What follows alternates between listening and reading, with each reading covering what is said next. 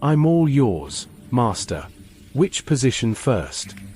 My alien wife begged on our wedding night. The reluctant ceremony.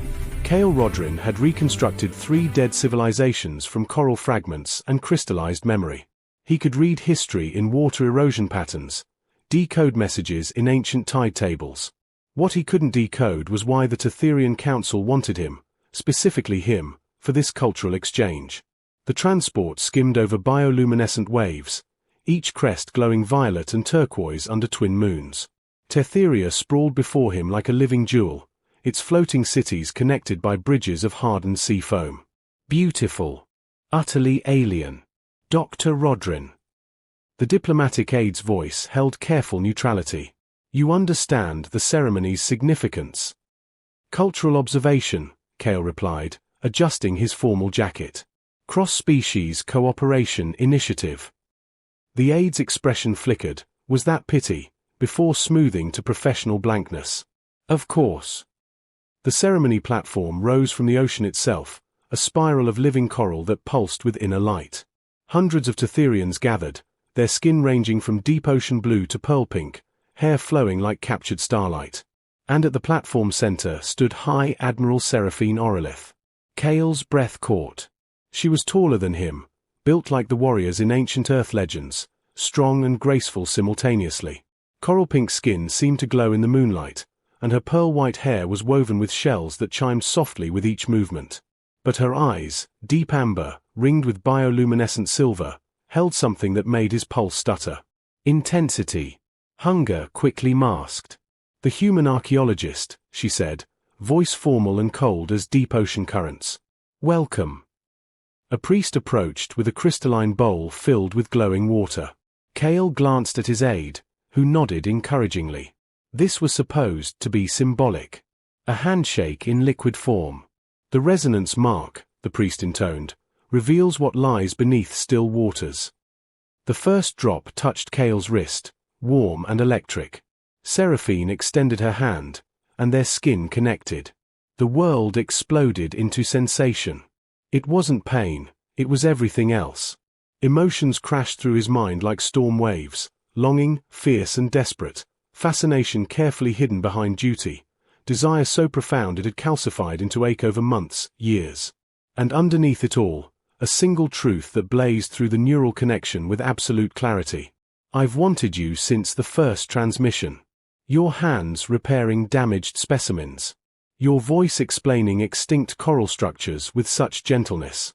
I've watched you, learned you, craved what I could never have. Seraphine jerked backward, eyes wide with horror. The resonance mark blazed silver on both their wrists, but her face had gone pale beneath her natural coloring. Around them, the gathered Tetherians stood in stunned silence. The bond, someone whispered. It's formed. Kale stared at the woman before him, this powerful admiral whose reputation preceded her across 3 systems, and felt her truth still echoing in his skull. She hadn't just met him tonight. She'd chosen him. Wanted him. Hidden it behind diplomatic necessity while her heart burned with something the mark wouldn't let her conceal anymore. Seraphine's jaw clenched, warrior discipline reasserting itself, but her hand trembled against his. The ceremony concluded around them in shocked murmurs, but Kale couldn't look away from her eyes, amber depths now swimming with exposed vulnerability and something that looked heartbreakingly like hope. Tides of truth. The crystal tower rose from Tetheria's western sea, a spiraling structure that seemed grown rather than built. Kale followed Seraphine through corridors that pulsed with bioluminescent veins, neither speaking. The resonance mark on his wrist hummed with her proximity, feeding him fragments of emotion she couldn't suppress: shame, longing, fear. They emerged onto a balcony where waves crashed 300 feet below, each crest scattering phosphorescent spray. The twin moons hung enormous overhead, painting everything in silver and violet. I didn't know, Seraphine said finally, her back to him. The mark, it's supposed to create compatibility, not expose. She pressed fingers to her temples. Not betray secrets better left buried. Kale moved closer, careful. How long? 14 months. Her voice dropped to barely audible. Your first publication on the Solarian reef structures. You theorized they sang to each other across oceans. Such tenderness for something dead 5,000 years. She laughed. Bitter. I commanded fleets before you finished university. I've negotiated surrenders and ordered necessary deaths. And I fell apart watching you repair broken coral with those careful human hands. The mark flared warm against his skin. Through it, he felt the truth of her words, months of hidden fascination, watching his research transmissions late into Tetherian nights, memorizing the way he smiled at small discoveries. She'd volunteered for this bonding hoping proximity would satisfy the craving. Instead, the mark had stripped away every defense. You think I'm weak, she whispered. No. Kale reached out, then hesitated. May I? She turned, and her expression nearly broke him, a warrior who'd never learned to be vulnerable, now laid bare by neural chemistry. Slowly, she nodded. His hand found hers, and the mark sang at the contact. Her fingers were trembling. On Tetheria, she said haltingly, we have a word. Avshtala. Soul current. The one person whose presence completes the ocean inside you. Her amber eyes met his. I thought it was myth. Propaganda for bonding ceremonies. And now. Now the mark won't let me lie. She turned her hand in his, studying where their skin touched. It shows you everything. How I've imagined conversations with you, what your voice would sound like saying my name without the title. How I've wondered if human hands feel different than Tetherian, if your species finds our traditions strange or beautiful. Through the bond, Kale felt her hope and terror warring. This woman who commanded thousands couldn't control her own heart. Seraphine, he said softly, and watched her shiver at hearing her name in his voice. What if I told you I've been terrified since I arrived? That I didn't understand why the council chose me until the mark activated, and I felt. He struggled for words. I felt your yearning and thought, someone that magnificent wanted me. Her breath caught. Magnificent. You negotiated the Outer Rim peace accords. You rebuilt Tetheria's defense network from philosophy up. I read about you before coming here, the admiral who chooses strategy over violence, who wins wars by making them unnecessary. He stepped closer, emboldened by the honesty flooding between them.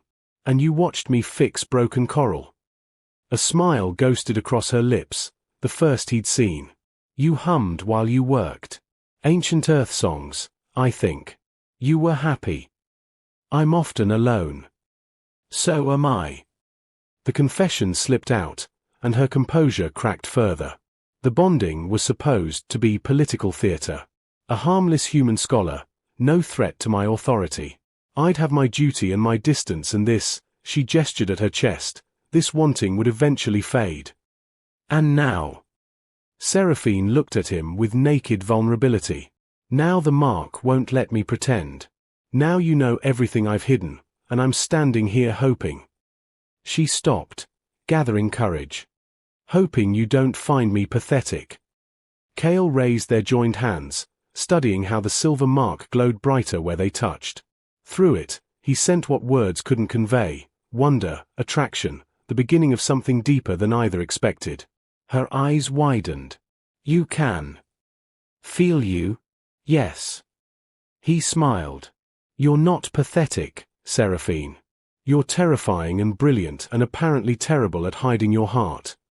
She laughed, startled and genuine. Then her expression shifted to something vulnerable and determined simultaneously. There's more, she whispered. Tetherian bonding traditions. Things I want to offer you, if. She swallowed. If you'll accept them. The mark pulsed warm between them, carrying her hope like a prayer. The Pearl Chamber. Seraphine led him deeper into the tower where gravity shifted with the tides, each step feeling weightless or heavy by turns. The corridor opened into a chamber that stole Kale's breath, walls of living pearl that shifted through iridescent colors, a ceiling that showed the ocean above through some impossible transparency, and a bed woven from sea silk that floated inches off the floor. My private rooms, Seraphine said quietly. No one enters here without. She couldn't finish. Kale understood. This was sanctuary. The place where the Admiral became simply herself. She moved to the center of the chamber, still wearing the ceremonial ornaments, shells woven through her hair, delicate chains of polished coral across her shoulders. Her hands shook as she reached for the first clasp. "Wait," Kale said. "Let me." Her eyes found his, wide with surprise. Through the mark, he felt her pulse spike, nervousness and desire tangling together. She nodded. He approached slowly, giving her every chance to retreat. But Seraphine stood still, chin raised in warrior pride even as vulnerability radiated through their bond. Kale's fingers found the first shell ornament, carefully unwinding it from her pearl-white hair. "In Tetherian tradition," she said, voice unsteady, "there are words. For when someone offers complete trust." She paused as he freed another shell, his knuckles brushing her temple. "We call it HFY, the deepest surrender, reserved for the one being you choose to see every hidden part of your soul. And that's what this is?" Kale asked gently, working the ceremonial chains free from her shoulders. "Yes." The word came out breathless. "I'm High Admiral to everyone else. Strategist. Warrior. But here, with you." She turned to face him fully, and the mark blazed bright with her honesty. "Here I want to be just Seraphine. The woman who fell for a human who sings to dead coral. Who wants your hands on her, your voice saying her name, your." He kissed her. It was soft, questioning, and the resonance mark exploded with shared sensation. Seraphine made a small sound against his mouth, and Kale felt her knees weaken. He caught her waist, steadying her as the kiss deepened. When they parted, she was trembling. "Kale." "I'm here," he murmured. "I'm not going anywhere." Something in her expression shifted, the last wall crumbling. Slowly, deliberately, Seraphine lowered herself to her knees before him. Kale's heart stuttered. "You don't have to." "I choose to." Her voice was quiet but certain. "This is HFY. Not weakness. Choice." She looked up at him, amber eyes luminous. "You could ruin me with what you know. Every secret the mark revealed. But I trust you won't. I trust you with everything I am." The gesture's significance crashed over him through their bond. This was surrender as strength, vulnerability as gift. His powerful admiral, choosing to kneel not because she was conquered but because she felt safe enough to let go. "Seraphine." He knelt with her, bringing them eye to eye. "You don't need to be below me to be seen." "But I want." She struggled with words, then sent it through the mark instead, the fantasy she'd harbored for months. Being held, guided, allowed to release the crushing weight of command. Being cherished for her authentic self rather than her strategic mind. Understanding bloomed. This wasn't about power. It was about permission to be vulnerable. Kale cupped her face gently. "Then let me see you. All of you." He kissed her again, deeper this time, and guided her back toward the floating bed. The sea silk welcomed them, warm and impossibly soft. Seraphine's ceremonial robes parted easily under his careful hands, revealing skin that glowed with patterns he'd never seen, constellations of bioluminescent freckles across her shoulders, swirling designs along her ribs that pulsed with her heartbeat. "Beautiful," he breathed, tracing one glowing line. She shivered. "They respond to emotion. When I'm commanding fleets, they barely show. But now."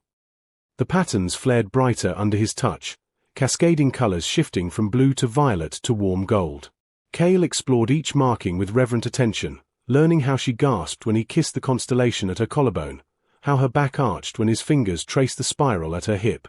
The mark fed him every sensation doubled, her pleasure and his own intertwining until he couldn't tell where one ended and the other began.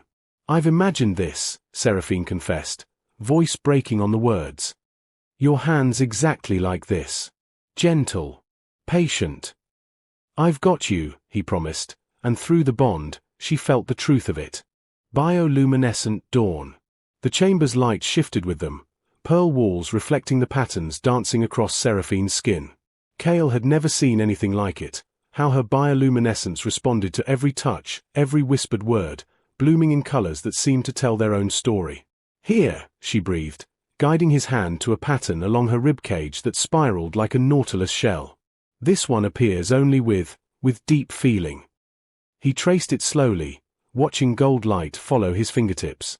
Through the mark, her emotions flooded him, desire tangled with wonder, vulnerability sweetened by trust. She'd spent years controlling every visible reaction, and now her body betrayed every hidden truth in luminous color. "You're glowing brighter," Kale murmured against her shoulder. "I can't help it." Her laugh was breathless. "The patterns don't lie.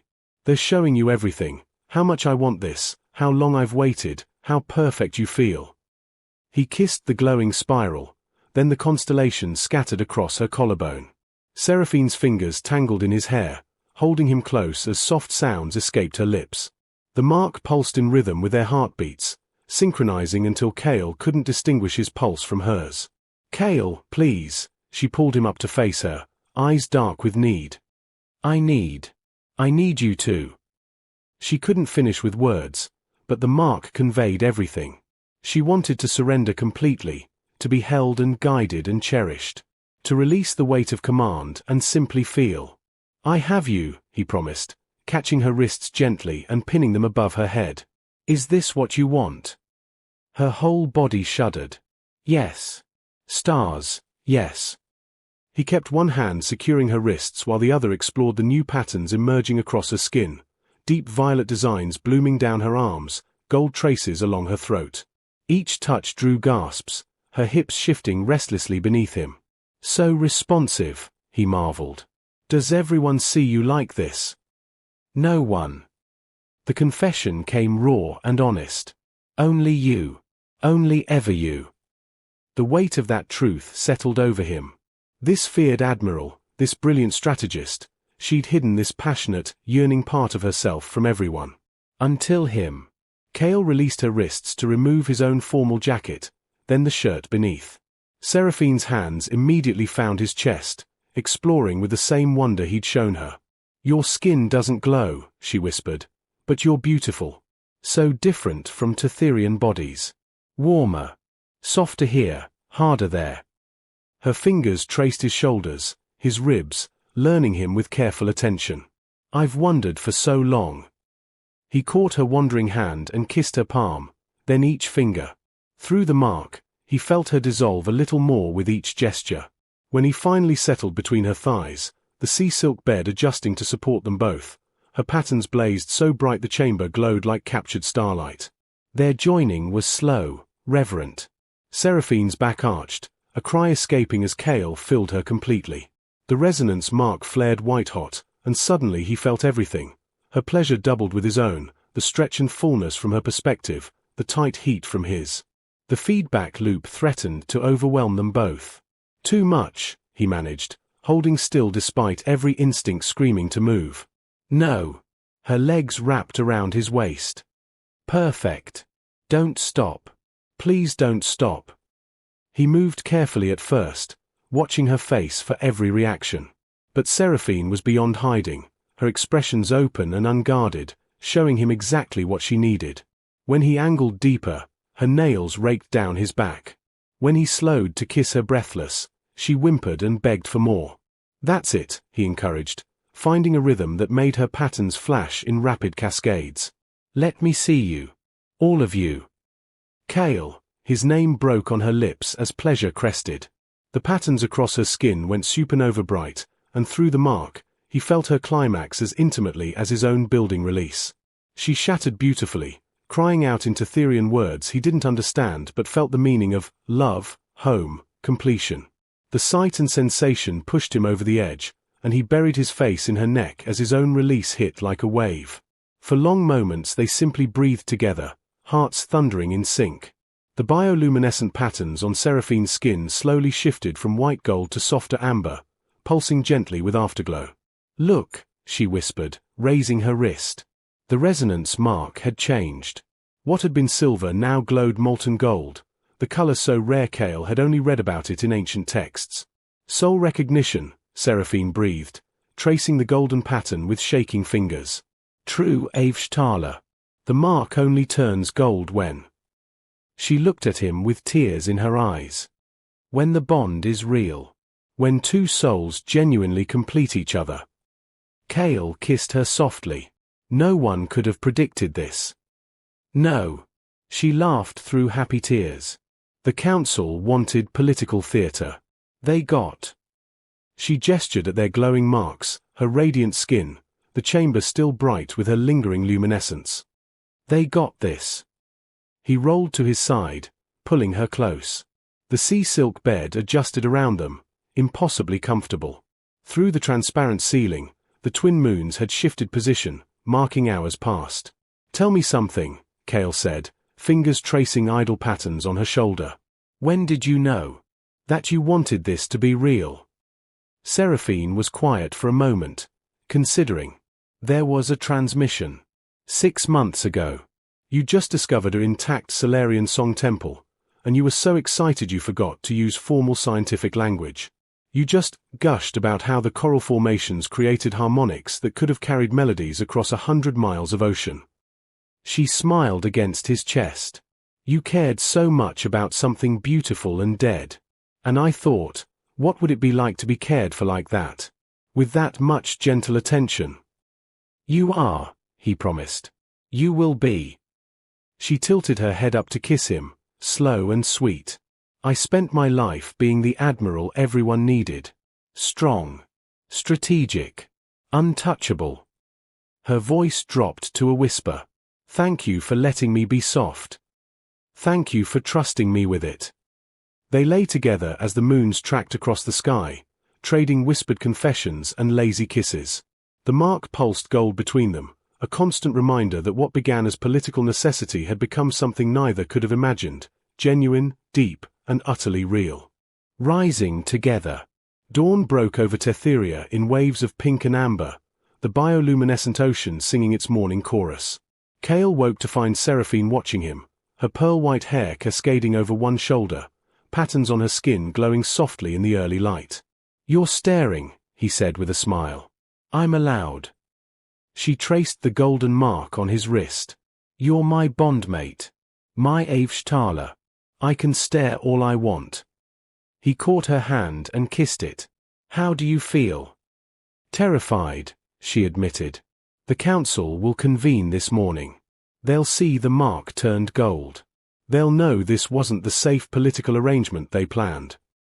Through their bond, Kale felt her anxiety, not about him, but about the implications. A true soul bond between High Admiral and human archaeologist would complicate carefully laid political strategies.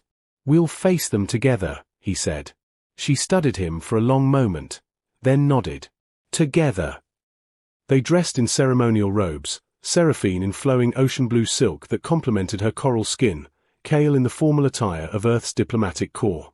But they couldn't hide the golden marks blazing on their wrists, or the way Seraphine's bioluminescent patterns flickered warm colors whenever Kale came near. The council chamber was carved from a single massive pearl, its curved walls amplifying sound. 12 council members sat in a semicircle, their expressions ranging from curious to concerned. At the center sat Elder Thyessa, ancient and sharp-eyed. High Admiral Seraphine, Thyessa began. Dr. Rodrin, we observe your marks have transformed. Seraphine stood straight, every inch the military commander, but her hand found Kale's. Yes, Elder. The resonance mark recognized a true bond. Murmurs rippled through the council. One member leaned forward. This was meant to be ceremonial. A political alliance, nothing more. The mark doesn't lie, Seraphine replied coolly. It revealed what was already present.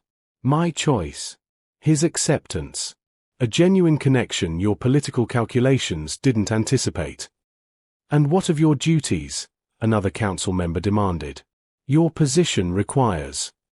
My position requires strategic thinking and dedication to Tetheria's future, Seraphine interrupted. Both of which I maintain. But I will not apologize for finding something real within your arranged ceremony. Kale squeezed her hand, sending support through their bond. She drew strength from it, standing taller. Elder Thyessa raised a hand for silence. The golden mark is legend among our people. Soul recognition. It appears perhaps once in a generation. Her ancient eyes studied them both. Tell me, Dr. Rodrin. Do you understand what you've bound yourself to? This woman commands fleets, makes decisions that affect billions. Her life will never be simple. I excavate dead civilizations for a living, Kale replied calmly. I understand complexity. And I understand that Seraphine is more than her rank. She's brilliant and fierce and carries more weight than anyone should bear alone. He looked at her, letting his feelings show. I'd be honored to help carry it. Seraphine's patterns flared bright gold, betraying her emotion. Thyessa's expression softened almost imperceptibly. And you, High Admiral? This human knows your vulnerabilities now. Every secret the mark revealed. Are you certain of this path? More certain than I've been of anything, Seraphine said firmly. The mark showed him my heart, yes. But he treated it with gentleness I didn't know existed. He saw my strength and my softness and valued both equally. She turned to Kale. I knelt in surrender last night. But I rise as his equal partner. That's what the golden mark means, not domination, but balance. The council members exchanged glances. Finally, Thyessa spoke. The mark has chosen. Who are we to argue with soul recognition? She stood, ancient joints creaking. High Admiral Seraphine Oreleth and Dr. Kale Rodrin, your bond is recognized and honored. May you serve both your peoples well. Relief flooded through Seraphine, her hand tightening in Kale's. They bowed formally to the council, then turned to leave. As they exited the chamber, Seraphine's careful composure finally cracked. She pulled Kale into an alcove, kissing him with fierce joy. We did it, she breathed against his lips.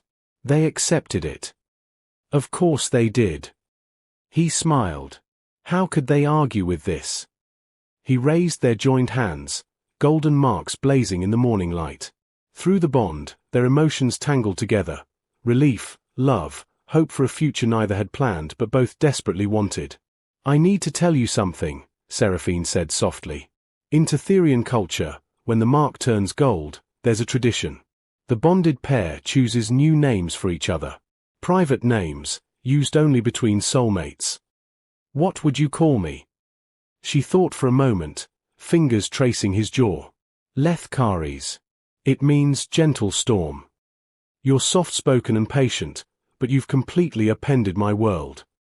Kale laughed. I like it. And you? He considered, then smiled. How about Thessalin? Pearl fire. Beautiful and luminous, but with steel underneath. Her eyes went bright with unshed tears. No one's ever. She couldn't finish, but the mark conveyed everything, that no one had ever seen her as both strong and soft, warrior and woman. I see you, Kale promised. All of you. Always. They stood together in the alcove, foreheads touching, as Tetheria's twin suns climbed higher. Outside, the bioluminescent ocean sang its eternal rhythm. Inside, two souls recognized each other completely. Seraphine, who had commanded fleets but never let herself be vulnerable, had found someone who valued her surrender as much as her strength. Kale, who had spent years with dead civilizations, had found a living, breathing connection more profound than any ancient mystery. The golden marks on their wrists pulsed in perfect synchronization, a constant reminder that some bonds transcend politics, species, or careful planning. What began as diplomatic theater had become the rarest gift two beings could share: true recognition, deep trust, and love that would burn bright as bioluminescent tides for all their days. Together, they walked back into the morning light, not as admiral and scholar forced into political union, but as chosen partners ready to build something beautiful from what fate and chemistry had unexpectedly provided. Avshtala. Soul current. Complete. The end.